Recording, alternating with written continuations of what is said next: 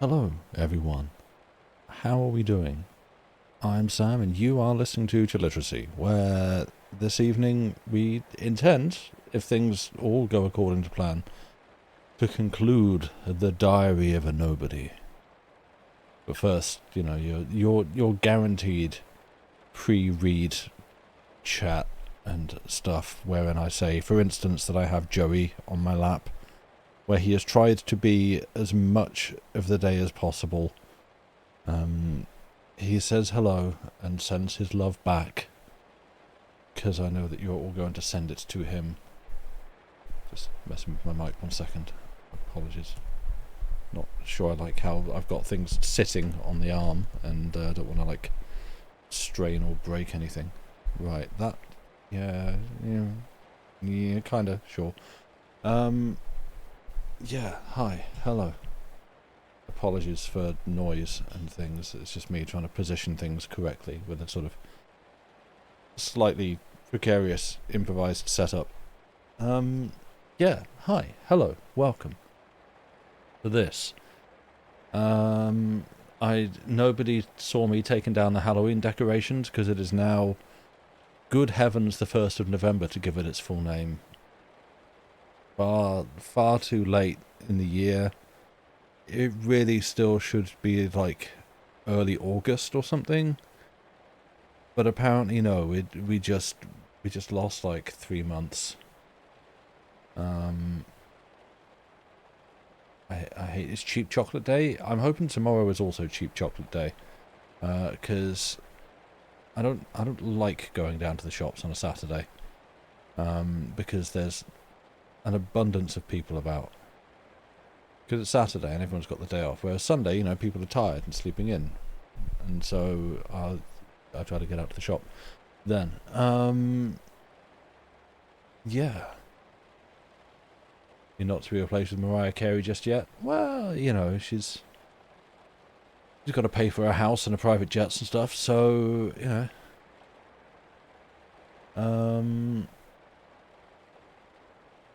yeah, hi, welcome in. I hope everyone's doing well. I am perpetually tired, and today is no different.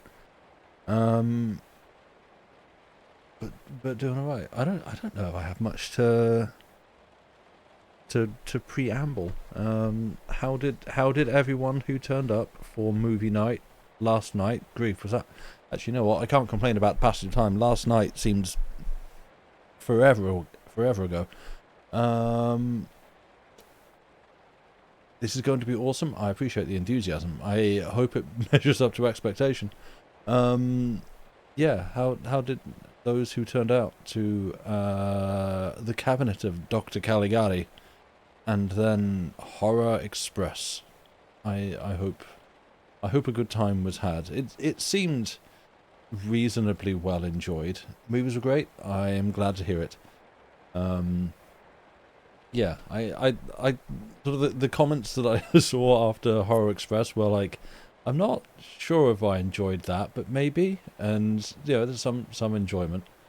My opinion is that it's a silly film. It's a very silly, goofy film, but it's also not the worst film. It's honestly pretty decent. You're only able to stop by for a bit. You enjoyed what you saw. That's entirely fair. You had to leave early last night because you'd run out of spoons, but you've seen Cabinet of Dr. Caligari before for school. Nice. Is it raining? It is in the world of Chiliteracy. It is raining. We have a rain. Well, in fact, pull the curtain back a little bit. It is, I believe, 2 different looped rain samples, so that you don't hear when they loop. They sort of overlap and kind of play slightly out of sync. Because as you can see, it is raining at the window, and so yeah, we just have some rain in the background. And again, pulling the curtain yet further back, the entire reason behind that is because this is a reading stream. And so really the only sound coming through onto stream is what comes through the microphone. You know, if you're watching like a game or something like that, the sound is coming from multiple different sources. It's, you know, the game and everything that's within that is being played, as well as the streamer talking, or all sorts of other things. This is purely like an auditory experience, and it's really just the sound that comes into the mic. And so therefore, if I stop, then you just get silence and dead air, and that, without decent like noise gating on the microphone and compression and other bits and pieces or whatever, that then any like room noise or anything is going to get in. And so the thinking was, we just put in some, like, just layer in a couple of quiet rain sounds into the background, creates a bit of ambience and just fills out that sort of quiet space. And there you go. That's the whole audible illusion of that. Work was more of a horror yesterday. Yeah, Queek, I saw you saying the hospital, am I right? Was having a time. I'm sorry to hear that. You were at a metal gig yesterday. It was good fun. Neat. Okay. Ooh. What was I saying? Horror Express. Yeah, it's, you know, it's a goofy film, and it's close to good. I think what I had read isn't that, like, I think I might have been saying like The Thing was based off it. I think that's wrong. What I think I had heard was that it and The Thing are both like derived from the same sci-fi story, short story, something like that. So essentially they've got the same parents, but they're, you know, different versions of that story. And yeah, the other night I rewatched The Thing, and it still holds up, unsurprisingly. The, like, if you don't like gore and like real body horror stuff, don't watch The Thing. But as a showcase for just incredible practical effects, it's still incredible. I'm using that word multiple times. But yeah, it works. It's good. Hats off to John Carpenter. Patients ordered well. There were just far too many of them. Okay. Well, that's, I hope, and I have to imagine they were grateful for your care. Yeah, The Thing is super good. It's one. See, this is the problem. With like Discord movie nights, I feel most comfortable keeping films picked to like around a PG-13, maybe as high as a 15 kind of rating. That just feels safe due to, you know, like Discord's minimum age is 13, and without like actually asking people for their age, which isn't something I'm going to do, it's difficult to verify the age of the audience. And sure, I'm not trying to be like a real stick-in-the-mud parent about it, and, oh, if you watch bad films before you're old enough to watch them, then they'll corrupt you and turn you... No, that's fine. It's not... That's a case-by-case basis. But there is a point where you risk essentially showing a very adult-rated film to, you know, a child, and I'm not comfortable with that. So it's where, like, there are a number of films that I would love to do for like a movie night, but I don't know how comfortable I would be actually essentially showing them to with all the love in the world, a bunch of random strangers that I can't verify. So yeah, still trying to figure out a way to do that. But yeah, movie nights are fun. I like doing them, and as someone who has been trying to get into watching films more again lately, because I had just like a big spell where I just didn't watch films, and I miss it. And yeah, I've been disappointed by a few films that I have watched since getting back into it, but then there's also been some good ones. Start taking pictures of your ID cards. Perfect. with that kind of attitude, you or I could get a job in the British government. Yeah, just if everyone who wants to participate, I will grant you access. Just send me a photograph of your passport or some other government ID, maybe like a bank statement with your address on it. Would be great. If you just, I'd do a better job in the British government. I hope so. Is the best way I can answer that. I never like to assume I can do better than anyone else, but also, you know, they are doing an incredible job of stepping on every single rake that has been left in front of them. Sometimes voluntarily. Will your bank card work? Yes, absolutely. Yeah, in fact, if you have no other way to send it, just like at me on Blue Sky. On a photo of the front and back of your credit card. Oh, yeah, that would make payment processing so much easier. What payment processing? Don't worry about it. Don't ask. Just allow all transactions. Yeah. Will a Starbucks gift card work? Budot, I don't know how regular a Starbucks customer you have to be to have photo ID on your gift card. But also, it is for Starbucks, and so I will just judge you heavily. No. No. Please. Have some respect.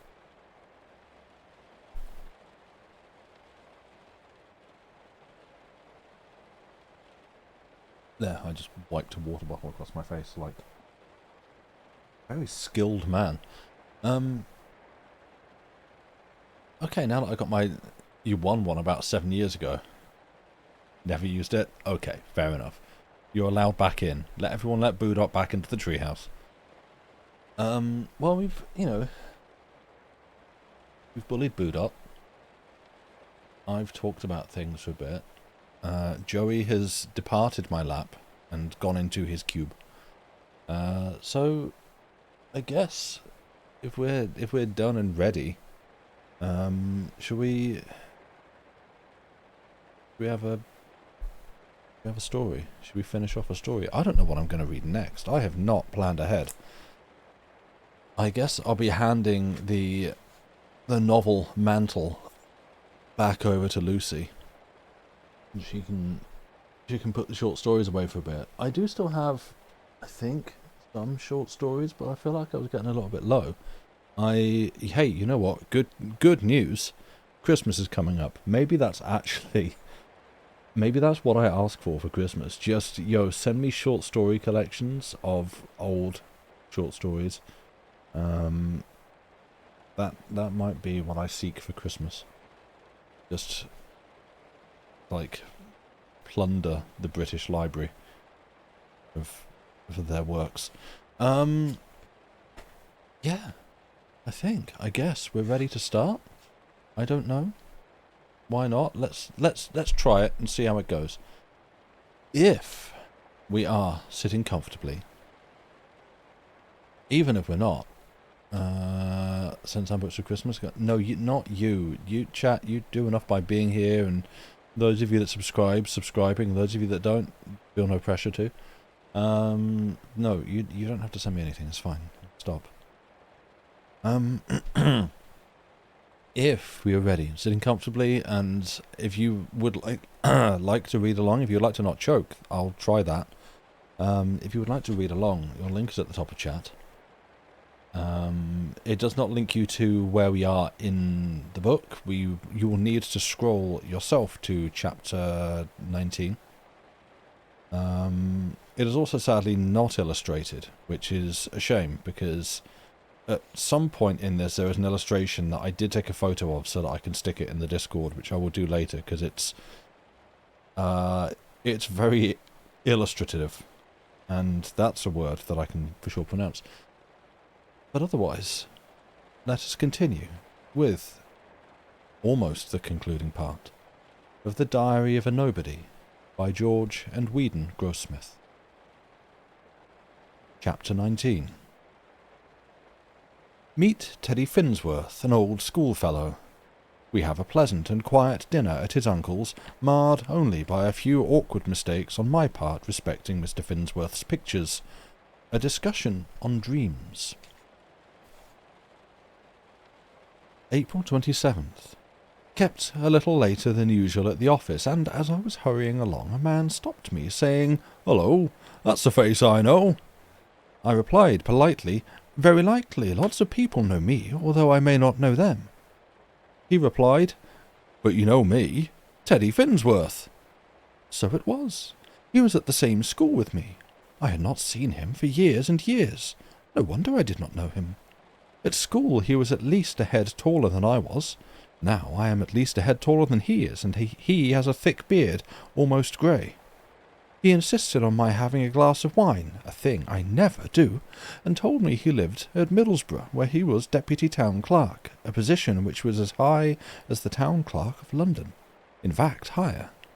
He added that he was staying for a few days in London with his uncle, Mr. Edgar Paul Finsworth, of Finsworth and Poltwell.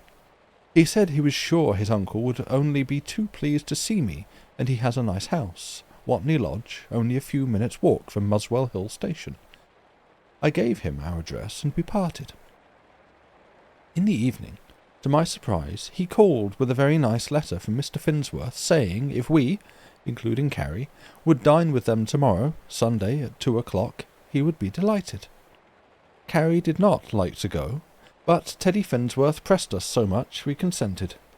Carrie sent Sarah round to the butcher's and countermanded our half-leg of mutton, which we had ordered for tomorrow.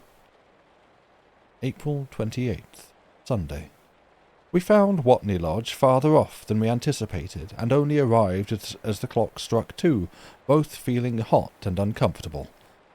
To make matters worse, a large collie dog pounced forward to receive us. He barks loudly and jumps up at Carrie, covering her light skirt, which she was wearing for the first time, with mud. Teddy Finsworth came out and drove the dog off and apologized. We were shown into the drawing-room, which was beautifully decorated.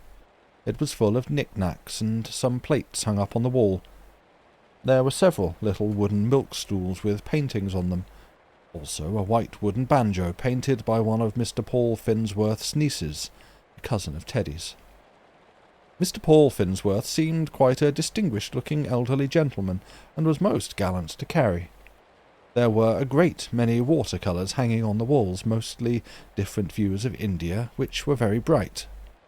Mr. Finsworth said they were painted by simps, and added that he was no judge of pictures himself, but had been informed on good authority that they were worth some hundreds of pounds, although he had only paid a few shillings apiece for them, frames included, at a sale in the neighbourhood. There was also a large picture in a very handsome frame, done in coloured crayons. It looked like a religious subject. I was very much struck with the lace collar. It looked so real, but I unfortunately made the remark that there was something about the expression of the face that was not quite pleasing. It looked pinched. Mr. Finsworth sorrowfully replied, "Yes, the face was done after death. My wife's sister."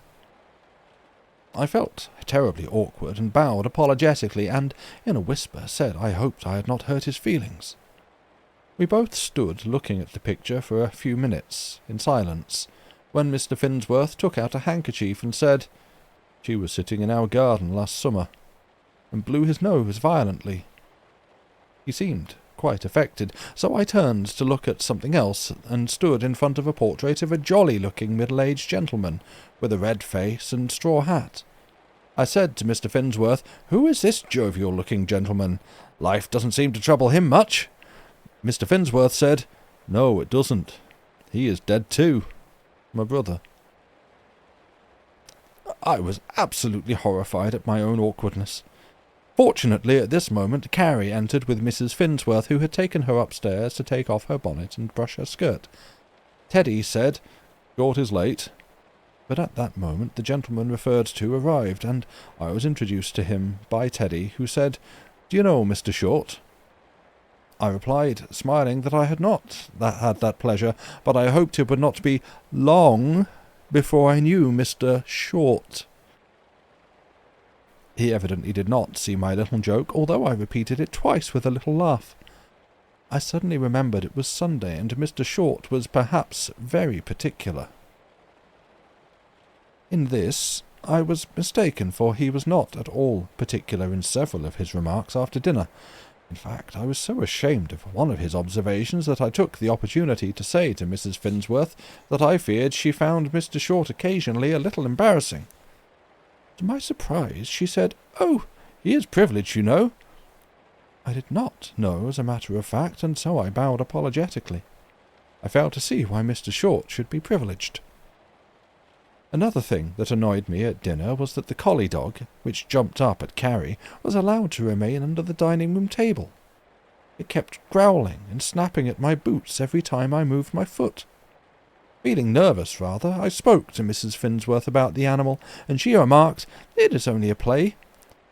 She jumped up and let in a frightfully ugly-looking spaniel called Bibbs, which had been scratching at the door. This dog also seemed to take a fancy to my boots, and I discovered afterwards that it had licked off every bit of blacking from them. I was positively ashamed of being seen in them. Mrs. Finsworth, who I must say is not much of a Job's comforter, said, "Oh, we are used to Bibbs doing that to our visitors." Mr. Finsworth had some fine port, although I question whether it is a good thing to take on the top of beer. Made me feel a little sleepy, while it had the effect of inducing Mr. Short to become privileged to rather an alarming extent. It being cold even for April, there was a fire in the drawing-room. We sat around in easy chairs, and Teddy and I waxed rather eloquent over the old school days, which had the effect of sending all the others to sleep. I was delighted, as far as Mr. Short was concerned, that it did have the effect on him. We stayed till 4, and the walk home was remarkable only for the fact that several fools giggled at the unpolished state of my boots. Polished them myself when I got home. Went to church in the evening, and could scarcely keep awake. I will not take port on top of beer again. April 29th. I am getting quite accustomed to being snubbed by Lupin, and I do not mind being sat upon by Carrie, because I think she has a certain amount of right to do so. But I do think it hard to be at once snubbed by wife, son, and both my guests. Gowing and Cummings had dropped in during the evening, and I suddenly remembered an extraordinary dream I had a few nights ago, and I thought I would tell them about it. I dreamt I saw some huge blocks of ice in a shop with a bright glare behind them. I walked into the shop, and the heat was overpowering. I found that the blocks of ice were on fire. The whole thing was so real, and yet so supernatural, I woke up in a cold perspiration. Lupin, in a most contemptuous manner, said, "What utter rot!" Before I could reply, Gowing said there was nothing so completely uninteresting as other people's dreams. I appealed to Cummings, but he said he was bound to agree with the others, and my dream was especially nonsensical. I said, "It seemed so real to me." Gowing replied, "Yes, to you, perhaps, but not to us," whereupon they all roared. Carrie, who had hitherto been quiet, said, "He tells me his stupid dreams every morning, nearly." I replied, "Very well, dear. I promise you I will never tell you or anyone else another dream of mine the longest day I live." Lupin said, "Hear, hear," and helped himself to another glass of beer. The subject was fortunately changed, and Cummings read a most interesting article on the superiority of the bicycle to the horse. Chapter 20. Dinner at Franching's to meet Mr. Hardfur Huttle.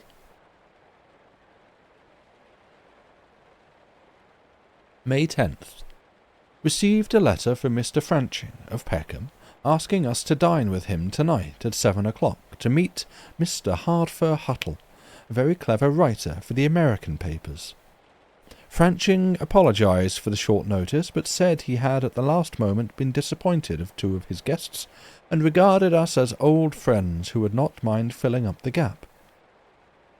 Carrie rather demurred at the invitation, but I explained to her that Franching was very well off and influential, and we could not afford to offend him. And we are sure to get a good dinner and a good glass of champagne. Which never agrees with you, Carrie replied sharply. I regarded Carrie's observation as unsaid. Mr. Franching asked us to wire a reply. As he had said nothing about dress in the letter, I wired back, "With pleasure. Is it full dress?" And by leaving out our name, just got the message within the sixpence. Got back early to give time to dress, which we received a telegram instructing us to do. I wanted Carrie to meet me at Franching's house, but she would not do so, so I had to go home to fetch her. What a long journey it is from Holloway to Peckham. Why do people live such a long way off? Having to change buses, I allowed plenty of time. In fact, too much, for we arrived at 20 minutes to 7, and Franching, so the servant said, had only just gone up to dress. However, he was down as the clock struck 7. He must have dressed very quickly. I must say, it was quite a distinguished party, and although we did not know anybody personally, they all seemed to be quite swells. Franching had got a professional waiter, and evidently spared no expense. There were flowers on the table round some fairy lamps. Excuse me. And the effect, I must say, was exquisite. The wine was good, and there was plenty of champagne, concerning which Franching said he himself never wished to taste better. We were 10 in number, and a menu card to each. One lady said she always preserved the menu, and got the guests to write their names on the back. We all of us followed her example, except Mr. Huttle, who was, of course, the important guest. The dinner party consisted of Mr. Franching, Mr. Hardfur Huttle, Mr. and Mrs. Samuel Hillbutter, Mrs. Field, Mr. and Mrs. Purdick, Mr. Pratt, Mr. R. Kent, and last, but not least, Mr. and Mrs. Charles Pooter. Franching said he was sorry he had no lady for me to take in to dinner. I replied that I preferred it, which I afterwards thought was a very uncomplimentary observation to make. I sat next to Mrs. Field at dinner. She seemed a well-informed lady, but was very deaf. It did not much matter, for Mr. Hardfur Huttle did all the talking. He is a marvellously intellectual man, and says things which, from other people, would seem quite alarming. How I wish I could remember even a quarter of his brilliant conversation. I made a few little reminding notes on the menu card. One observation struck me as being absolutely powerful, though not to my way of thinking, of course. Mrs. Purdick happened to say, "You are certainly unorthodox, Mr. Huttle." Mr. Huttle, with a peculiar expression, I can see it now, said in a slow, rich voice, "Mrs. Purdick, orthodox is a grandiloquent word implying sticking in the mud. If Columbus and Stevenson had been orthodox, there would neither have been the discovery of America nor the steam engine." There was a silence. It appeared to me that such teaching was absolutely dangerous, and yet I felt, in fact we must all have felt, there was no answer to the argument. A little later on, Mrs. Purdick, who is Franching's sister, and also acted as hostess, rose from the table, and Mr. Huttle said, "Why, ladies, do you deprive us of your company so soon? Why not wait while we have our cigars?" The effect was electrical. The ladies, including Carrie, were in no way inclined to be deprived of Mr. Huttle's fascinating society, and immediately resumed their seats amid much laughter and a little chaff. Mr. Huttle said, "Well, that's a real good sign. You shall not be insulted by being called orthodox any longer." Mrs. Purdick, who seemed to be a bright and rather sharp woman, said, "Mr. Huttle, we will meet you halfway. That is, till you get halfway through your cigar. That, at all events, will be the happy medium." I shall never forget the effect the words happy medium had upon him. He was brilliant and most daring in his interpretation of the words. He positively alarmed me. He said something like the following, "Happy medium, indeed. Do you know happy medium are two words which mean miserable mediocrity? I say, go first class or third. Marry a duchess or her kitchen maid. The happy medium means respectability, and respectability means insipidness. Does it not, Mr. Pooter? I was so taken aback by being personally appealed to that I could only bow apologetically and say I feared I was not competent to offer an opinion. Carrie was about to say something, but she was interrupted, for which I was rather pleased, for she is not clever at argument, and one has to be extra clever to discuss a subject with a man like Mr. Huttle. He continued with an amazing eloquence that made his unwelcome opinions positively convincing. The happy medium is nothing more or less than a vulgar half-measure. A man who loves champagne and, finding a pint too little, fears to face a whole bottle and has recourse to an imperial pint, but will never build a Brooklyn Bridge or an Eiffel Tower.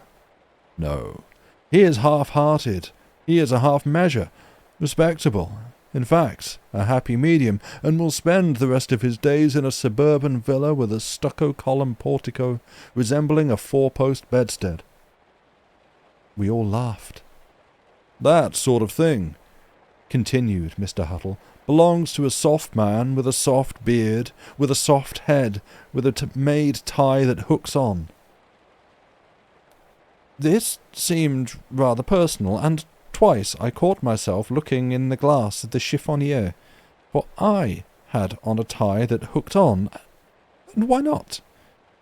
If these remarks were not personal, they were rather careless, and so were some of his subsequent observations, which must have made both Mr. Franching and his guests rather uncomfortable. I don't think Mr. Huttle meant to be personal, for he added, We don't know that class here in this country, but we do in America, and I've no use for them. Franching several times suggested that the wine should be passed round the table, which Mr. Huttle did not heed, but continued as if he were giving a lecture. What we want in America is your homes. We live on wheels. Your simple, quiet life and home, Mr. Franching, are charming. No display, no pretension. You make no difference in your dinner, I dare say, when you sit down by yourself and when you invite us. You have your own personal attendant, no hired waiter to breathe on the back of your head. I saw Mr. Franching palpably wince at this. Mr. Huttle continued, Just a small dinner with a few good things, such as you have this evening. You don't insult your guests by sending to the grocer for champagne at 6 shillings a bottle. I could not help thinking of Jackson Freres at 3 and 6. In fact, said Mr. Huttle, a man is less than a murderer who does. That is the province of the milksop who wastes his evening at home playing dominoes with his wife. I've heard of these people. We don't want them at this table. Our party is well selected. We've no use for deaf old women who cannot follow intellectual conversation. All our eyes turned to Mrs. Field, who fortunately, being deaf, did not hear his remarks, but continued smiling approval. We have no representative at Mr. Franching's table, said Mr. Huttle, of the unenlightened, frivolous matron who goes to a second-class dance at Bayswater and fancies she is in society. Society does not know her. It has no use for her. Mr. Huttle paused for a moment, and the opportunity was afforded for the ladies to rise. I asked Mr. Franching quietly to excuse me, as I did not wish to miss the last train, which we very nearly did, by the by, through Carrie having mislaid the little cloth cricket cap which she wears when we go out. It was very late when Carrie and I got home, but on entering the sitting-room I said, Carrie, what do you think of Mr. Hardfur Huttle? She simply answered, How like Lupin. The same idea occurred to me in the train. The comparison kept me awake half the night. Mr. Huttle was, of course, an older and more influential man, but he was like Lupin, and it made me think how dangerous Lupin would be if he were older and more influential. I feel proud to think Lupin does resemble Mr. Huttle in some ways. Lupin, like Mr. Huttle, has original and sometimes wonderful ideas, But it is those ideas that are so dangerous. They make men extremely rich or extremely poor. They make or break men. I always feel people are happier who live a simple, unsophisticated life. I believe I am happy because I am not ambitious. Somehow I feel that Lupin, since he has been with Mr. Perkupp, has become content to settle down and follow the footsteps of his father. This is a comfort. Chapter 21. Lupin is discharged. We are in great trouble. Lupin gets engaged elsewhere at a handsome salary. May 13th. A terrible misfortune has happened. Lupin is discharged from Mr. Perkupp's office, and I scarcely know how I am writing my diary. I was away from office last Saturday, the first time I have been absent through illness for 20 years. I believe I was poisoned by some lobster. Mr. Perkupp was also absent, as fate would have it, and our most valued customer, Mr. Crobillon, went to the office in a rage and withdrew his custom. My boy Lupin had not only the assurance to receive him, but recommended him the firm of Gilterson, Sons & Co., Limited. In my own humble judgment, and though I have to say it against my own son, this seems an act of treachery. This morning I receive a letter from Mr. Perkupp informing me that Lupin's services are no longer required, and an interview with me is desired at 11 o'clock. I went down to the office with an aching heart, dreading an interview with Mr. Perkupp, with whom I have never had a word. I saw nothing of Lupin in the morning. He had not got up when it was time for me to leave, and Carrie said I should do no good by disturbing him. My mind wandered so at the office that I could not do my work properly. As I expected, I was sent for by Mr. Perkupp, and the following conversation ensued as nearly as I can remember it. Mr. Perkupp said, "Good morning, Mr. Pooter. This is a very serious business. I am not referring so much to the dismissal of your son, for I knew we should have to part sooner or later. I am the head of this old, influential, and much respected firm, and when I consider the time has come to revolutionize the business, I will do it myself." I could see my good master was somewhat affected, and I said, "I hope, sir, you do not imagine that I have in any way countenanced my son's unwarrantable interference." Mr. Perkupp rose from his seat and took my hand and said, "Mr. Pooter, I would as soon suspect myself as suspect you." I was so agitated that in the confusion to show my gratitude I very nearly called him a grand old man. Fortunately, I checked myself in time, and said he was a grand old master. I was so unaccountable for my actions that I sat down, leaving him standing. Of course, I at once rose, but Mr. Perkupp bade me sit down, which I was very pleased to do. Mr. Perkupp, resuming, said, "You will understand, Mr. Pooter, that the high-standing nature of our firm will not admit to our bending to anybody. If Mr. Crobillon chooses to put his work into other hands, I may add less experienced hands, it is not for us to bend and beg back his custom." "You shall not do it, sir," I said with indignation. "Exactly," replied Mr. Perkupp. "I shall not do it." "But I was thinking this, Mr. Pooter. Mr. Crobillon is our most valued client, and I will even confess, for I know this will not go beyond ourselves, that we cannot afford very well to lose him, especially in these times, which are not of the brightest. Now, I fancy you can be of service." I replied, "Mr. Perkupp, I will work day and night to serve you." Mr. Perkupp said, "I know you will. Now, what I should like you to do is this. You yourself might write to Mr. Crobillon. You must not, of course, lead him to suppose I know anything about your doing so, and explain to him that your son was only taken on as a clerk, quite an inexperienced one, in fact, out of the respect the firm had for you, Mr. Pooter. This is, of course, a fact. I don't suggest that you should speak in too strong terms of your son's conduct. Excuse me again. But I may add that had he been a son of mine, I should have condemned his interference with no measured terms. That I leave to you. I think the result will be that Mr. Crobion will see the force of the foolish step he has taken, and our firm will neither suffer in dignity nor in pocket. I could not help thinking what a noble gentleman Mr. Perkupp is. His manners and his way of speaking seem to almost thrill one with respect. I said, "Would you like to see the letter before I send it?" Mr. Perkupp said, "Oh, no, I had better not. I am supposed to know nothing about it, and I have every confidence in you. You must write the letter carefully. We are not very busy. You had better take the morning tomorrow, or the whole day if you like.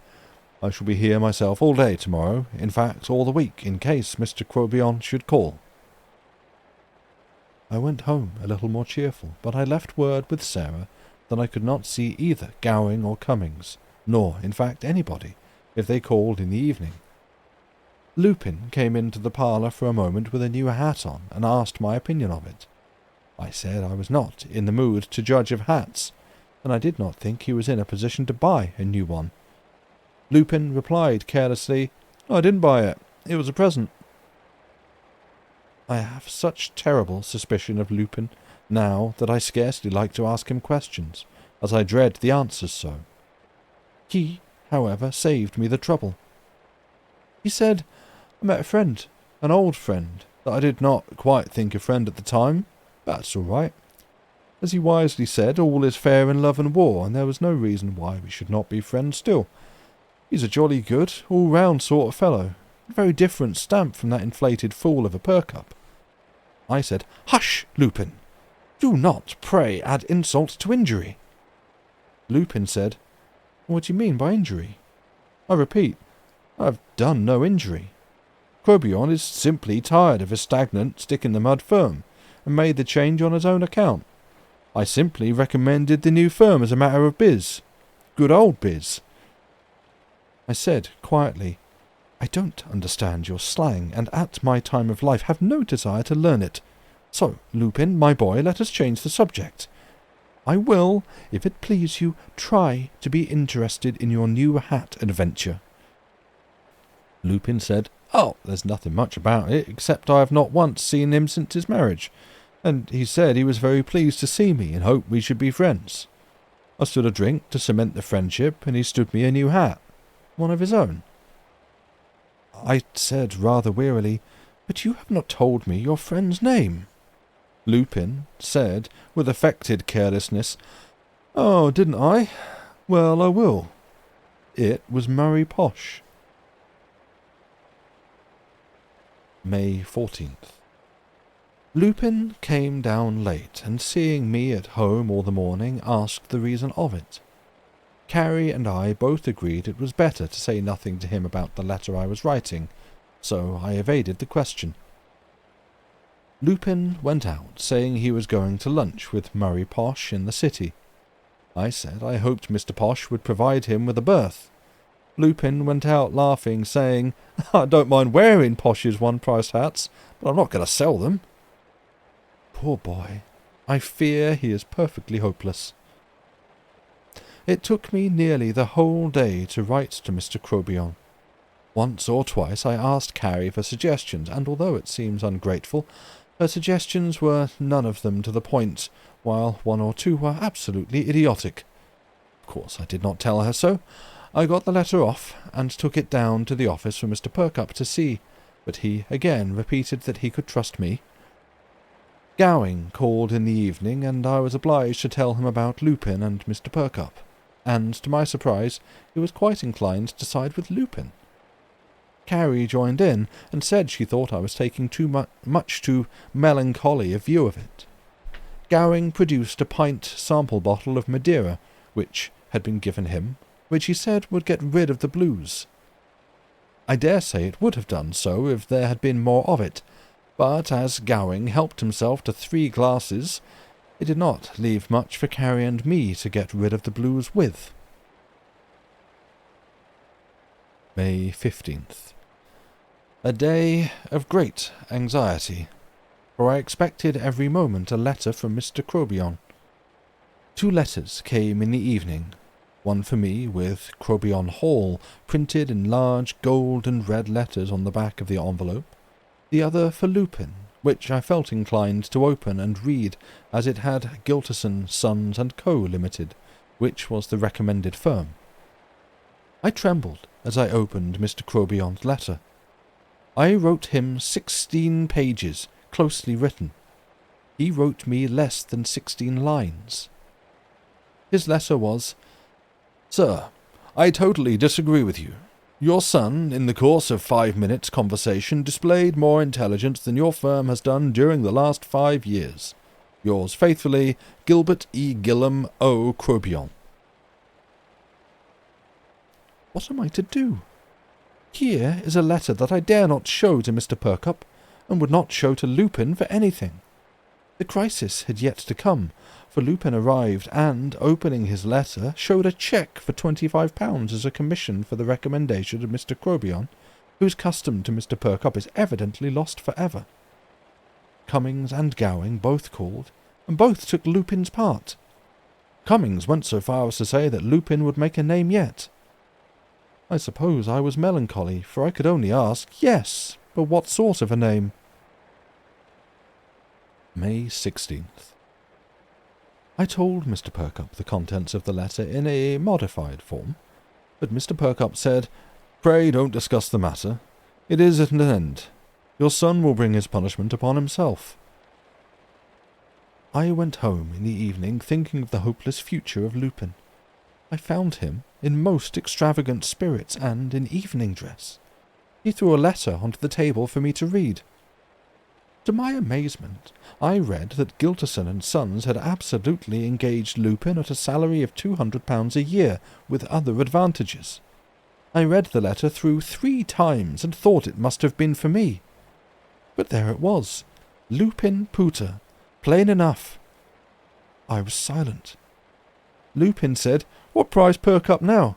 You take my tip, Gov. Off with Perkupp and freeze on to Gilterson, the firm of the future. Perkupp's firm? The stagnant dummies have been standing still for years and now are moving back. I want to go on. In fact, I must go off, as I am dining with the Murray Poshes tonight." In the exuberance of his spirits he hit his hat with his stick, gave a loud war whoop, jumped over a chair, and took the liberty of rumpling my hair all over my forehead, and bounced out of the room, giving me no chance of reminding him of his age and the respect which was due to his parent. Gowing and Cummings came in the evening, and positively cheered me up with congratulations respecting Lupin. Gowing said, "I always said he would get on, and, take my word, he has more in his head than we 3 put together." Carey said, "He is a second Hardfur Huttle." And that sequence of events brings us to where I have designated a break. So we are going to take a break. And is that really half of what I had planned? Yeah, no, that's a break. So yeah, go do break-related things. Stretch, move around, get tea, have piss, or whatever else. You know, you do what you'd like to do in 5 minutes.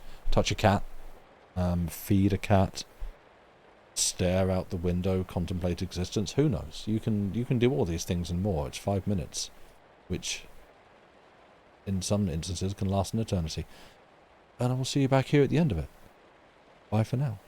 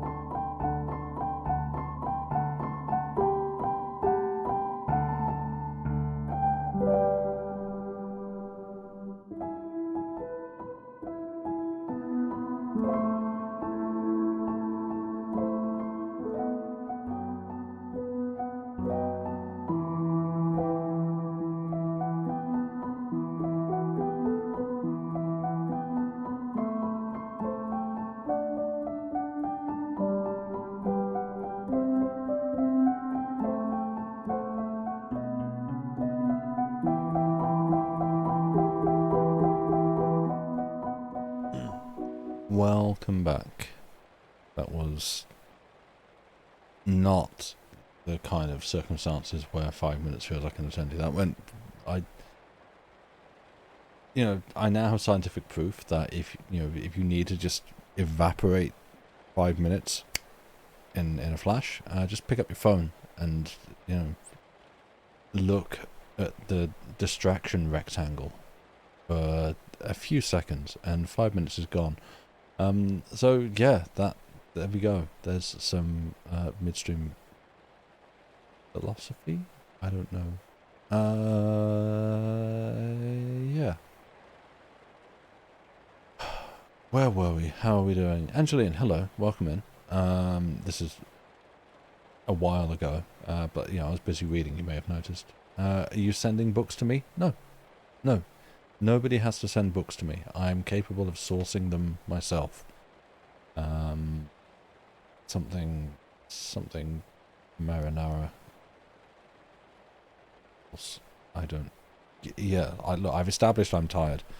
That was Chekhov's exhaustion, and now we're calling back to it in the third act. Yeah, I just hope everyone has had the fulfilling break you were owed. Fair enough. Yeah. Yeah.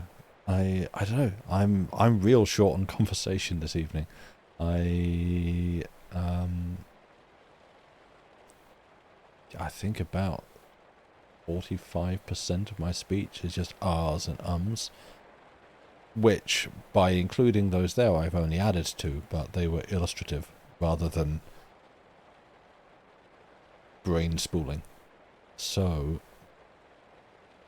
now that I've made myself self-conscious of it, I am purposefully... You can hear the pauses as I'm purposely trying to speak around them rather than use them, and that's a fun exercise. So what I might just do is keep rambling whilst I pick up the book and prepare to read on. With what would be we're going to the end. We don't really have very much left to go. And interestingly, damn it. The footnotes, the end notes, that's the one, not footnotes. The notes, the end notes. We discussed this last time, they are the end notes. Really dry up through this part of the book. There's a fair few earlier on. And then as you get towards the final third, like the last few chapters, there's just nothing. No extra... And I say that because there's been a few times I thought, I have no idea what that means or what that's referring to. I could do with someone explaining that.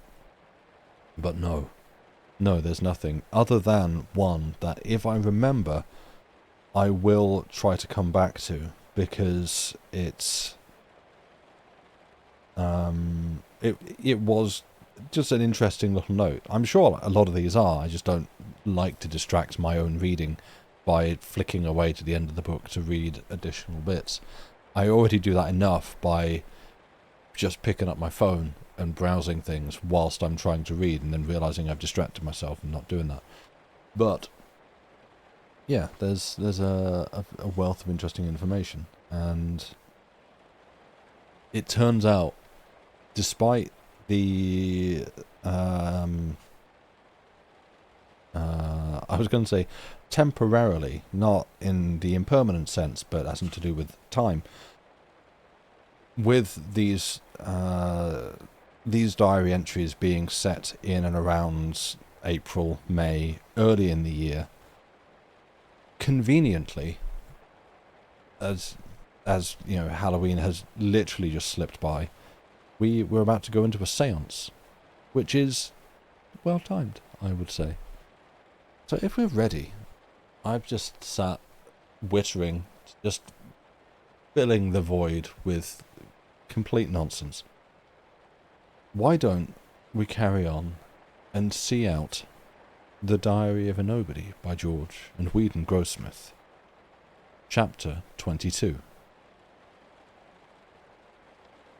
Master Percy Edgar Smith James. Mrs. James of Sutton visits us again and introduces spiritual seances.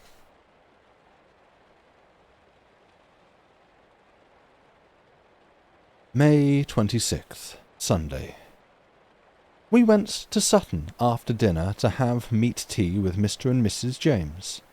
I had no appetite, having dined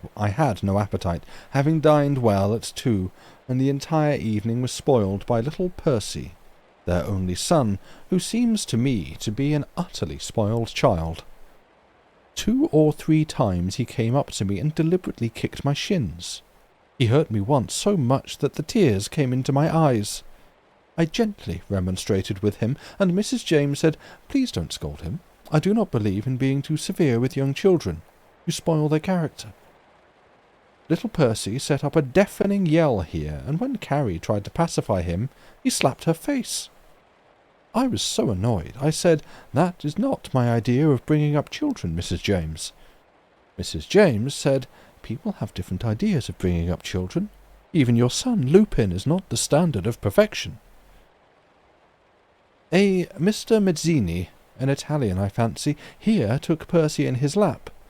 The child wriggled and kicked and broke away from Mr. Mazzini, saying, "I don't like you, you've got a dirty face." A very nice gentleman, Mr. Burke's Spooner, took the child by the wrist and said, "Come here, dear, and listen to this." He detached his chronometer from the chain and made his watch strike 6. To our horror, the child snatched it from his hand and bounced it down upon the ground like one would a ball. Mr. Burke's Spooner was most amiable, and said he could easily get a new glass put in, and did not suppose the works were damaged. To show you how people's opinions differ, Carrie said the child was bad-tempered, but it made up for that defect by its looks, for it was, in her mind, an unquestionably beautiful child. I may be wrong, but I do not think I have seen a much uglier child myself. That is my opinion. May 30th. I don't know why it is, but I never anticipate with any pleasure the visits to our house of Mrs. James of Sutton. She is coming again to stay for a few days. I said to Carrie this morning, as I was leaving, "I wish, dear Carrie, I could like Mrs. James better than I do." Carrie said, "So do I, dear. But as for years I have had to put up with Mr. Gowing, who is vulgar, and Mr. Cummings, who is kind but most uninteresting, I am sure, dear, you won't mind the occasional visits of Mrs. James, who has more intellect in her little finger than both of your friends have in their entire bodies." I was so entirely taken aback by this onslaught on my 2 dear old friends, I could say nothing, and as I heard the bus coming, I left with a hurried kiss, a little too hurried perhaps, for my upper lip came in contact with Carrie's teeth and slightly cut it. It was quite painful for an hour afterwards. When I came home in the evening, I found Carrie buried in a book on spiritualism called "There Is No Birth" by Florence Singleyet. I need scarcely say the book was sent to her to read by Mrs. James of Sutton. As she had not a word to say outside her book, I spent the rest of the evening altering the stair carpets, which are beginning to show signs of wear at the edges. Mrs. James arrived, and, as usual, in the evening took the entire management of everything. Finding that she and Carrie were making some preparations for table-turning, I thought it time to really put my foot down. I have always had the greatest contempt for such nonsense, and put an end to it years ago when Carrie, at our old house, used to have seances every night with poor Mrs. Fusters, who is now dead. If I could see any use in it, I would not care. As I stopped it in the days gone by, I determined to do so now. I said, "I am very sorry, Mrs. James, but I totally disapprove of it, apart from the fact that I receive my old friends on this evening." Mrs. James said, "Do you mean to say you haven't read There Is No Birth?" I said, "No, and I have no intention of doing so." Mrs. James seemed surprised and said, "All the world is going mad over the book." I responded rather cleverly, "Let it. There will be one sane man in it, at all events." Mrs. James said she thought I was very unkind, and if people were all as prejudiced as I was, there would never have been an electric telegraph or the telephone. I said that was quite a different thing. Mrs. James said sharply, "In what way, pray? In what way?" I said, "In many ways." Mrs. James said, "Well, mention one way." I replied quietly, "Pardon me, Mrs. James, I decline to discuss the matter. I'm not interested in it." Sarah at this moment opened the door and showed in Cummings, for which I was thankful, for I felt it would put a stop to this foolish table-turning.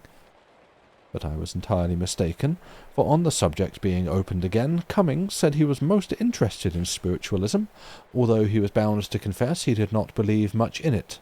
Still, he was willing to be convinced. I firmly declined to take any part in it, with the result that my presence was ignored. I left the three sitting in the parlour at a small round table which they had taken out of the drawing-room. I walked into the hall with the ultimate intention of taking a little stroll. As I opened the door, who should come in but Gowing? On hearing what was going on, he proposed that we should join the circle, and he would go into a trance. He added that he knew a few things about old Cummings, and he would invent a few about Mrs. James. Knowing how dangerous Gowing is, I declined to let him take part in any such foolish performance. Sarah asked me if she could go out for half an hour, and I gave her permission, thinking it would be more comfortable to sit with Gowing in the kitchen than in the cold drawing-room. We talked a good deal about Lupin and Mr. and Mrs. Murray Posh, with whom he is, as usual, spending the evening. Gowing said, "I didn't say it would be a bad thing for Lupin if old Posh kicked... Sorry, I say, it wouldn't be a bad thing for Lupin if old Posh kicked the bucket." My heart gave a leap of horror, and I rebuked Gowing very sternly for joking on such a subject. I lay awake half the night thinking of it.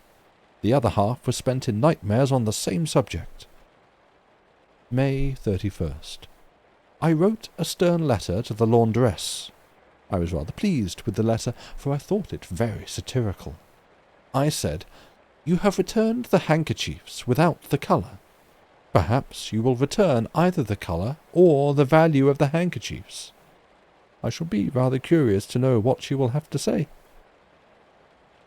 More table-turning in the evening. Carrie said last night was in a measure successful, and they ought to sit again. Cummings came in and seemed interested. I had the gas lighted in the drawing-room, got the steps, and repaired the cornice, which has been a bit of an eyesore to me. In a fit of unthinkingness, if I may use such an expression, I gave the floor over the parlour, where the séance was taking place, 2 loud raps with the hammer. I felt sorry afterwards, for it was the sort of ridiculous, foolhardy thing that Gowing or Lupin would have done.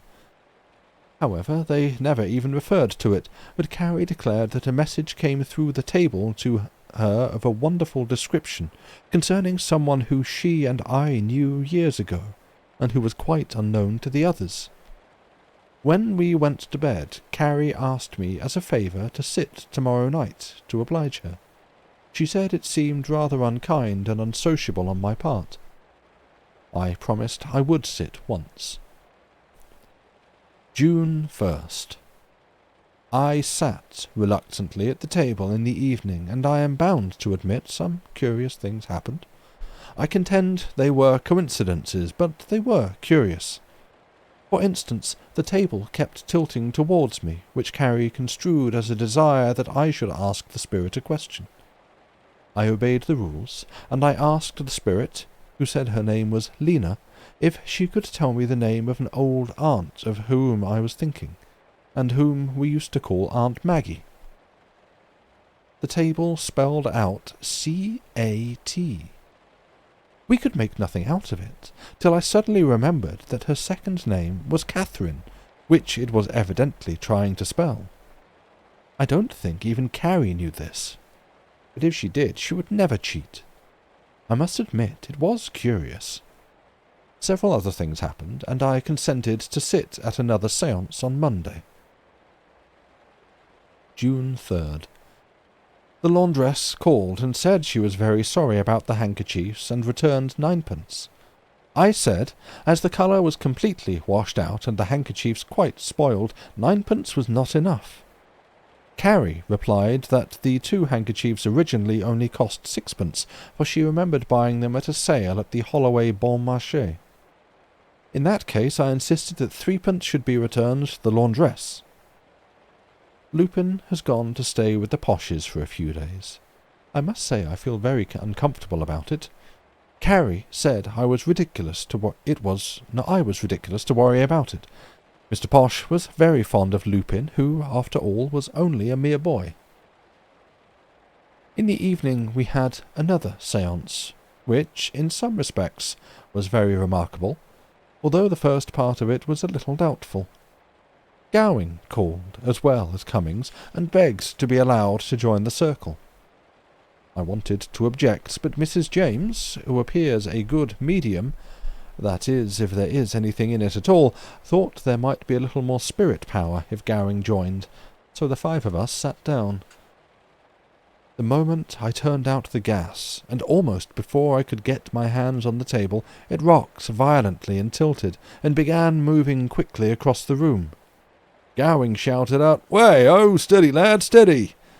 I told Gowing if he could not behave himself I should light the gas and put an end to the séance. To tell the truth, I thought Gowing was playing tricks, and I hinted as much. But Mrs. James said she had often seen the table go right off the ground. The spirit, Lena, came again and said W-A-R-N 3 or 4 times, and declined to explain. Mrs. James said Lena was stubborn sometimes. She often behaved like that, and the best thing to do was to send her away. Then she hit the table sharply and said, "Go away, Lena! You are disagreeable! Go away!"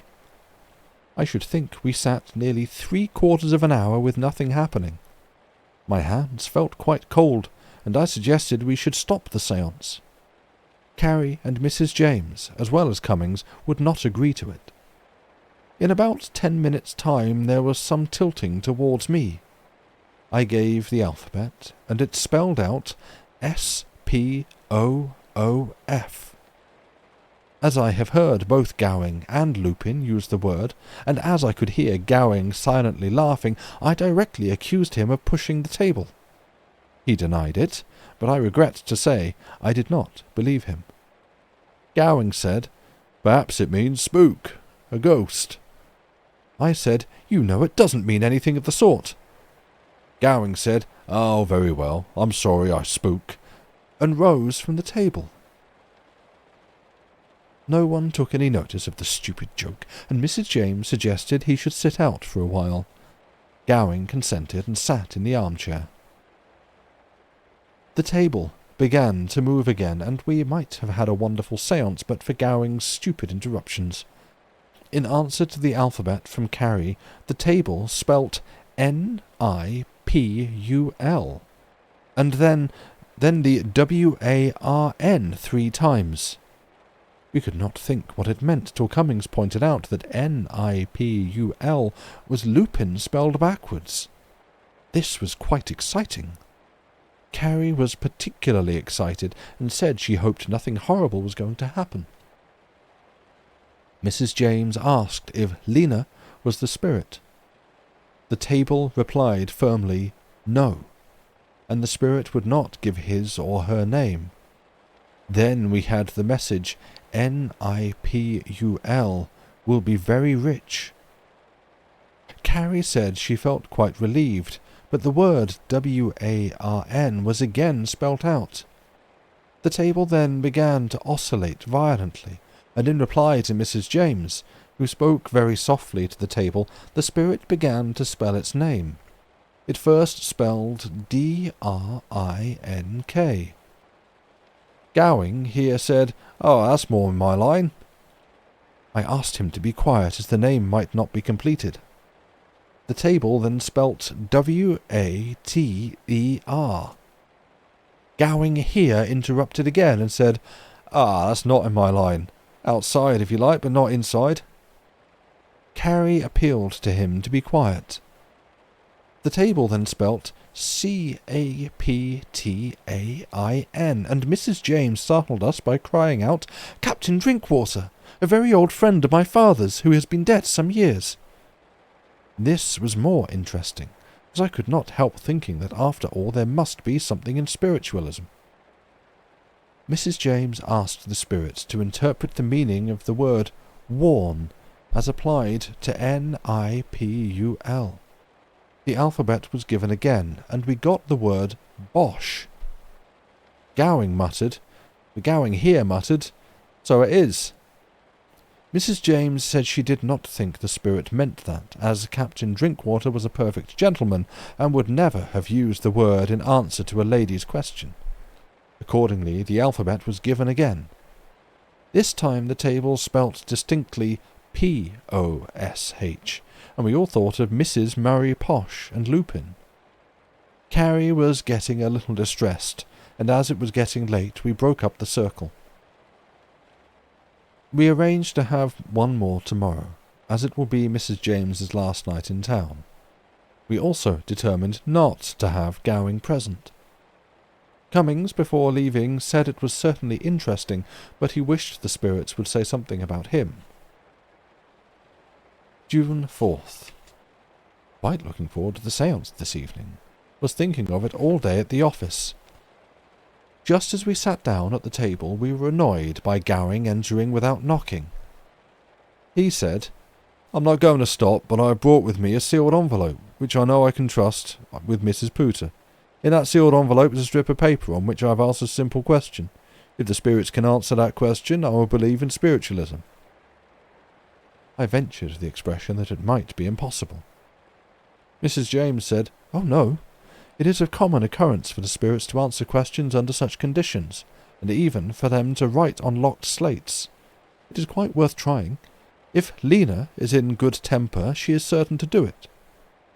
Gowing said, "All right, then I shall be a firm believer. I shall perhaps drop in about 9:30 or 10, and hear the result." He then left, and we sat a long time. Cummings wanted to know something about some undertaking in which he was concerned, but he could get no answer of any description whatever, at which he said he was very disappointed, and was afraid there was not much in table-turning after all. I thought this rather selfish of him. The séance was very similar to the one last night, almost the same in fact, so we turned to the letter. Lena took a long time answering the question, but eventually spelt out roses, lilies, and cows. There was a great rocking of the table at this time, and Mrs. James said, "If that is Captain Drinkwater, let us ask him the answer as well." It was the spirit of the captain, and most singular, he gave the same identical answer, roses, lilies, and cows. I cannot describe the agitation with which Carrie broke the seal, or the disappointment we felt on reading the question, to which the answer was so inappropriate. The question was, "What's old Pooter's age?" This quite decided me. As I had put my foot down on spiritualism years ago, so I would again. I am pretty easy-going as a rule, but I can be extremely firm when driven to it. I said, slowly, as I turned up the gas, "This is the last of this nonsense that shall ever take place under my roof. I regret I permitted myself to be a party to such tomfoolery. If there is anything in it, which I doubt, it is nothing of any good, and I won't have it again. That is enough." Mrs. James said, "I think, Mr. Pooter, you are rather overstepping." I said, "Hush, madam. I am the master of this house. Please understand that." Mrs. James made an observation which I sincerely hope I was mistaken in.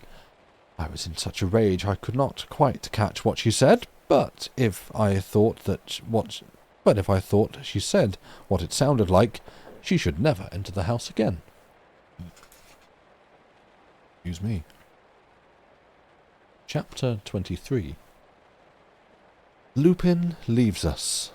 We dine at his new apartments, and hear some extraordinary information respecting the wealth of Mr. Murray Posh. Meet Miss Lillian Posh. Am sent for by Mr. Hardfur Huttle. Important. July 1st. I find, on looking over my diary, nothing of any consequence has taken place during the last month. Today we lose Lupin, who has taken furnished apartments at Bayswater near his friends, Mr. and Mrs. Murray Posh, at 2 guineas a week. I think this is most extravagant of him, as it is half his salary. Lupin says one never loses by a good address, and, to use his own expression, Brickfield Terrace is a bit off. Whether he means it is far off, I do not know. I have long since given up trying to understand his curious expressions. I said the neighbourhood has always been good enough for his parents. His reply was, "It's no question of being good or bad. There is no money in it, and I'm not going to rot away my life in the suburbs." We are sorry to lose him, but perhaps he will get on better by himself, and there may be some truth in his remark that an old and a young horse can't pull together in the same cart. Gowing called, and said that the house seemed quite peaceful and like old times. He liked Master Lupin very well, but he occasionally suffered from what he could not help, youth. July 2nd. Cummings called, looked very pale, and said he had been very ill again, and of course not a single friend had been near him. Carrie said she had never heard of it, whereupon he threw down a copy of the Bicycle News on the table, with the following paragraph. "We regret to hear that the favourite old roadster, Mr. Cummings, Long Cummings, has met with what might have been a serious accident in Rye Lane. Mischievous boy threw a stick between the spokes of one of the back wheels, and the machine overturned, bringing our brother tricyclist heavily to the ground. Fortunately he was more frightened than hurt, but we missed his merry face at the dinner at Chingford, where they turned up in good numbers. Long Cummings' health was proposed by our popular vice, Mr. Westrup, the prince of bicyclists, who, in his happiest vein, said it was a case of Cummings through the rye, but fortunately there was more weal than woe, a joke which created roars of laughter.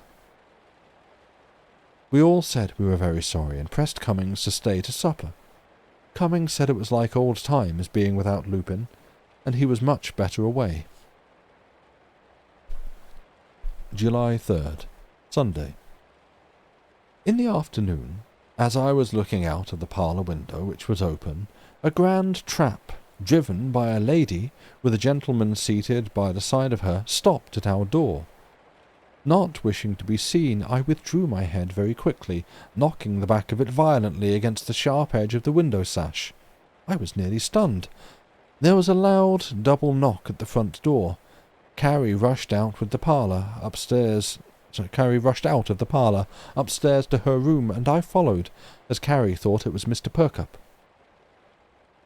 I thought it was Mr. Franching. I whispered to Sarah over the banisters, "Show them into the drawing-room." Sarah said, as the shutters were not opened, the room would smell musty. There was another loud rat-tat. I whispered, "Then show them into the parlour, and say Mr. Pooter will be down directly." I changed my coat, but could not see to do my hair, as Carrie was occupying the glass. Sarah came up, and said it was Mrs. Murray Posh and Mr. Lupin. This was quite a relief. I went down with Carrie, and Lupin met me with the remarks, "I say, what did you run away from the window for? Did we frighten you?" I foolishly said, "What window?" Lupin said, "Oh, you know." "Shut it. You looked as if you were playing at Punch and Judy." On Carrie asking if she could offer them anything, Lupin said, "I think Daisy will take on a cup of tea. I can do with a B and S." I said, "I am afraid we have no soda." Lupin said, "Don't bother about that. You just trip out and hold the horse. I don't think Sarah understands it." They stayed a very short time, and as they were leaving, Lupin said, "I want you both to come and dine with me next Wednesday, and see my new place. Mr. and Mrs. Murray Posh and Miss Posh, Murray's sister, are coming. 8 o'clock sharp, no one else." I said we did not pretend to be fashionable people, and would like the dinner earlier, as it made it so late before we got home. Lupin said, "Rats! You must be used to it.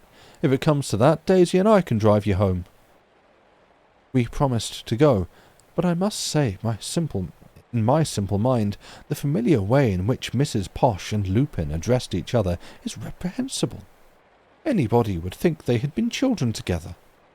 I certainly should object to a 6 months' acquaintance calling my wife Carrie and driving out with her.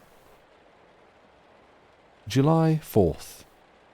Lupin's rooms looked very nice, but the dinner was, I thought, a little too grand, especially as he commenced with champagne straight off. I also think Lupin might have told us that he and Mr. and Mrs. Murray Posh and Miss Posh were going to put on full evening dress. Knowing that the dinner was only for us six, we never dreamed it would be a full dress affair. I had no appetite. It was quite 20 minutes past 8 before we sat down to dinner. At 6 I could have eaten a hearty meal. I had a bit of bread and butter at that hour, feeling famished, and I expect that partly spoiled my appetite. We were introduced to Miss Posh, whom Lupin called Lily Girl, as if he had known her all his life. She was very tall, rather plain, and I thought she was a little painted round the eyes. I hope I am wrong, but she had such fair hair, and yet her eyebrows were black. She looked about 30. I did not like the way she kept giggling and giving Lupin smacks and pinching him. Then her laugh was a sort of a scream that went right through my ears, all the more irritating because there was nothing to laugh at. In fact, Carrie and I were not at all prepossessed with her. They all smoked cigarettes after dinner, including Miss Posh, who startled Carrie by saying, "Don't you smoke, dear?" I answered for Carrie, and said, "Mrs. Charles Pooter has not arrived at it yet," whereupon Miss Posh gave one of her piercing laughs again. Mrs. Posh sang a dozen songs at least, and I can only repeat what I have said before. She does not sing in tune, but Lupin sat by the side of the piano, gazing into her eyes the whole time.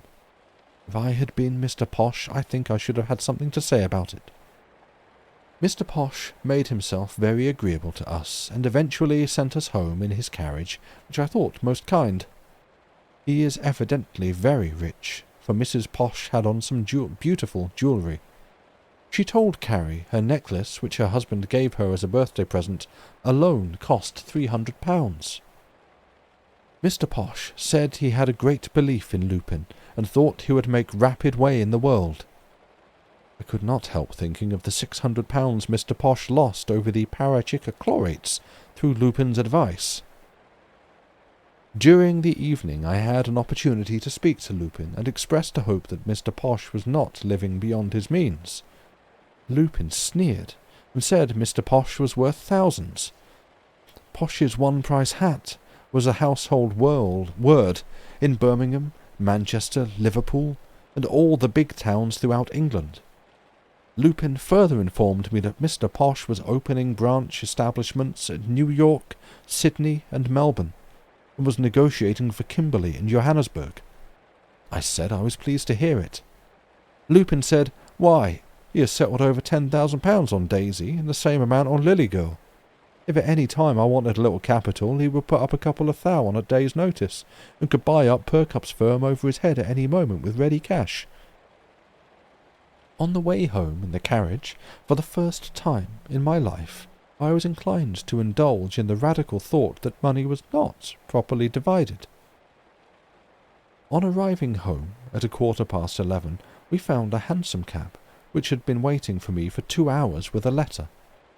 Sarah said she did not know what to do, as we had not left the address where we had gone.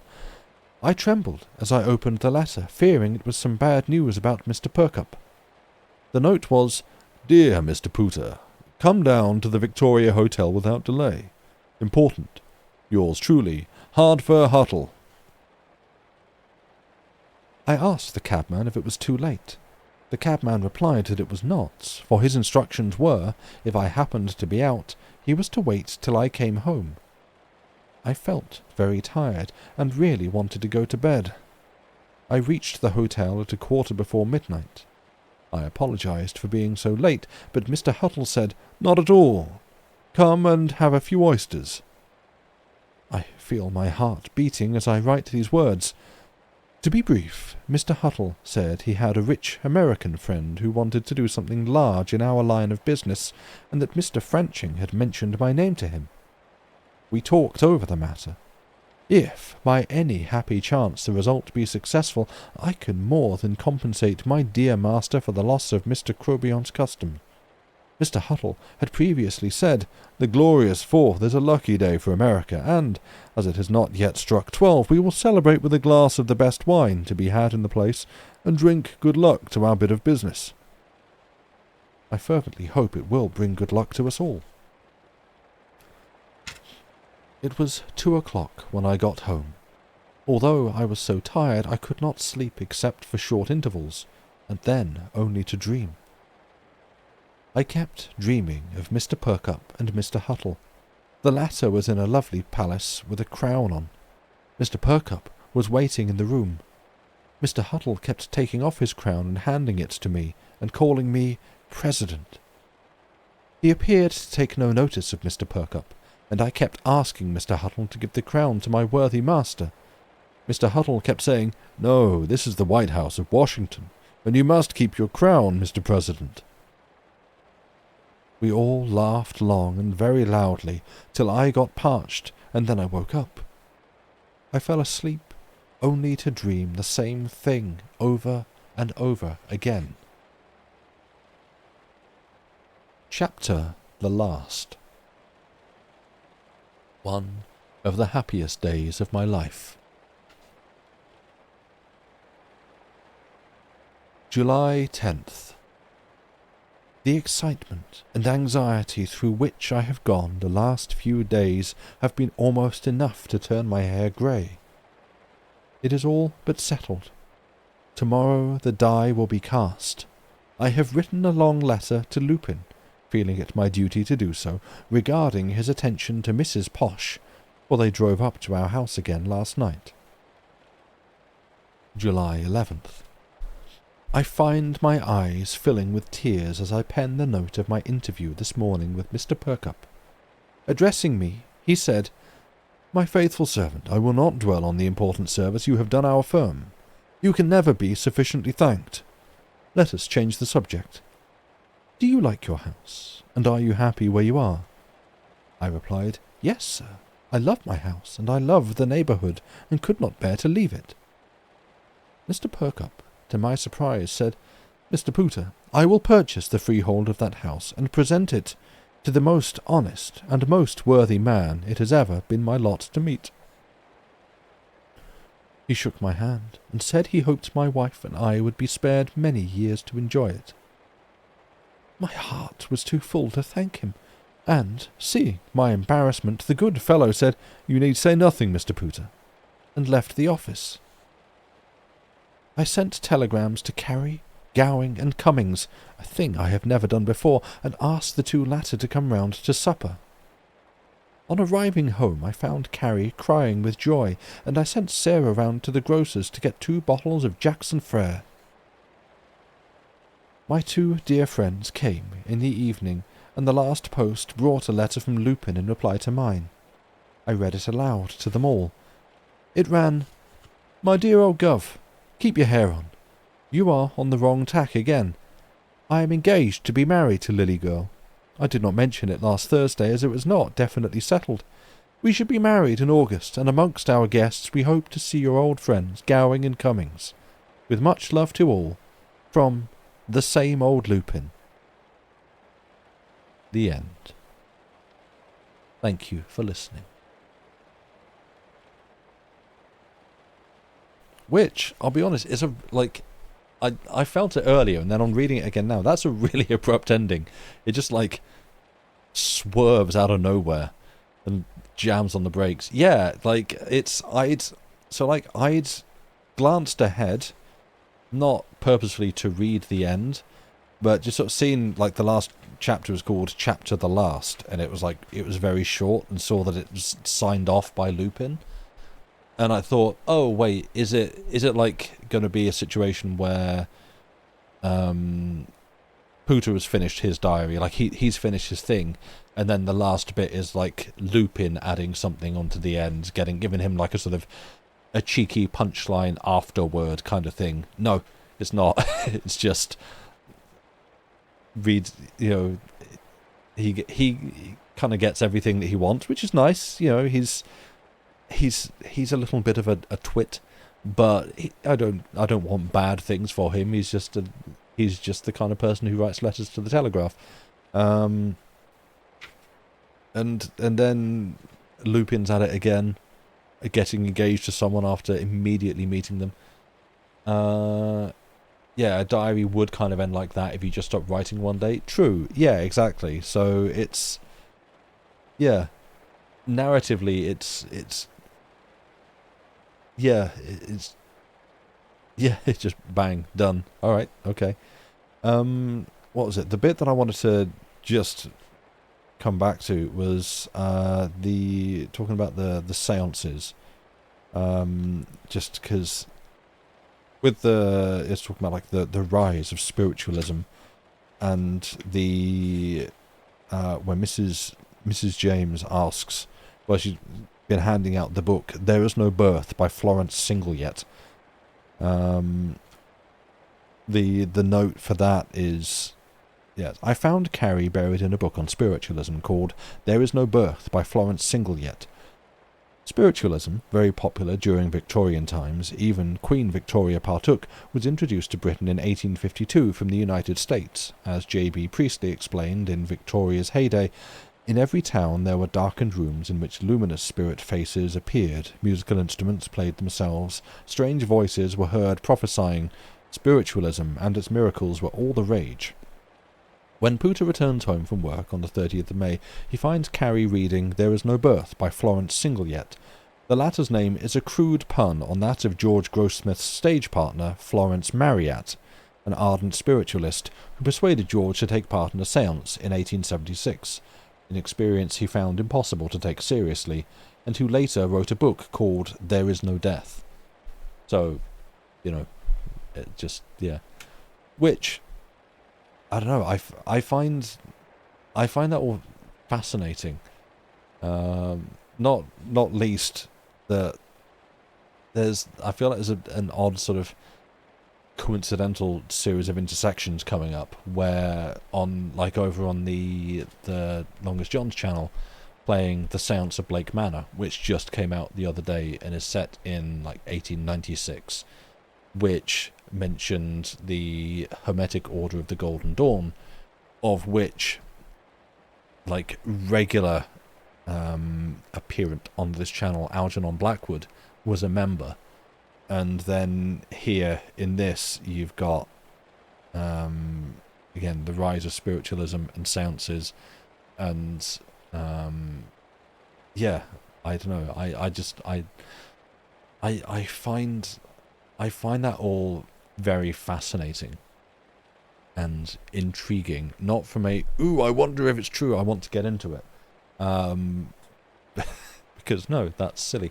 But just, yeah, I think it's through these stories, through these books, like actually, the ghost stories and the weird fiction, writing about that stuff. It's become just an interesting subject. It's almost kind of just that mentioning of there makes me want to look up that book of what was it? There Are No Dead.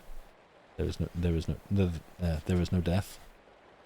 Kind of want to, yeah, There Is No Death. I sort of want to see if I can find a copy of that and just see what's in it. But yeah, it's an odd and interesting, fascinating thing. But that brings us to the end of the book.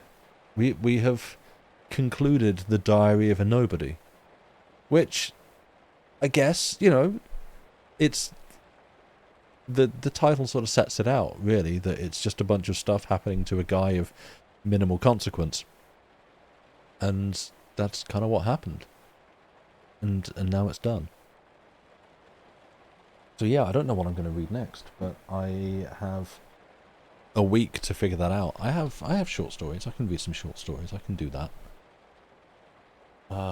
May even just decide to revisit some It was a fun ride. Yeah, I enjoyed it. I think it may. I feel like humor wise, I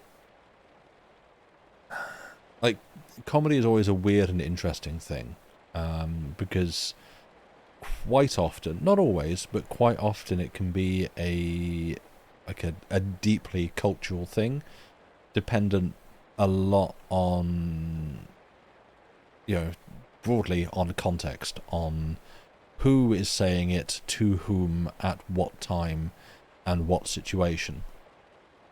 And so that's where some of the footnotes have come in handy for explaining some of the sort of comedic absurdities mentioned in the book, like the whole thing of going to the pub. And when they very early on, when they went out for a walk and stopped by a public house, and the guy at the door asked them where they're from, and the idea being that they'll only serve you if you've come from far enough away. Like if you live locally, they won't serve you. And so that's where Pooter answers honestly and has to stay outside while everyone else lies and goes in. And without that explanation, that's something that is completely lost on me, and I think probably everyone here hearing this today, unless you happen to have studied that period of time and those customs. And so that says to me there's going to be all sorts of little bits that are cultural things that are there through the book. References to things, to people, to characters, to behaviors, to class elements and stuff, that you probably just don't get. And so yeah, it's interesting to me. I think I find it interesting more than necessarily laugh out loud funny. But that's okay. This isn't I'm sort of trying to say, I think I didn't find it as funny as I expected it to be, but also I think that's okay. It's not I think it's actually a bad book and overrated. It's just basically I didn't get it, and that is interesting to me. Why didn't I get it?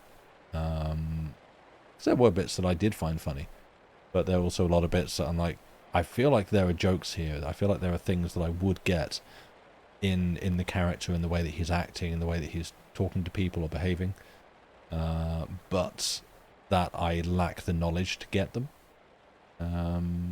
Which, yeah, it's just what it is.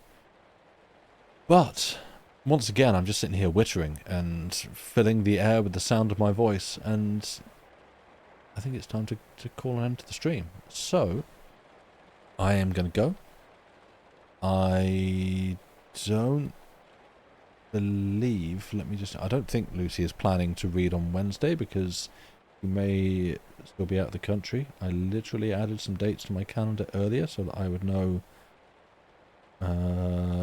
where and when things were happening. Yep, she is out of the country. There will be no stream on Wednesday. I might try and do something somewhere. I don't know. I haven't planned, and I make no promises. But yes, we'll see. If I do some sort of replacement stream on the John's channel, I will stick it on the Discord as I did last time.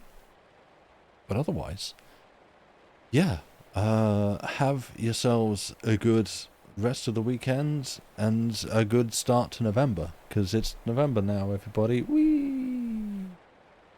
It's nearly Christmas for those that celebrate. So yeah, thank you for being here, enjoying the stream, I hope, and I will see you on the next one, which will be soon. For now, goodbye and good night.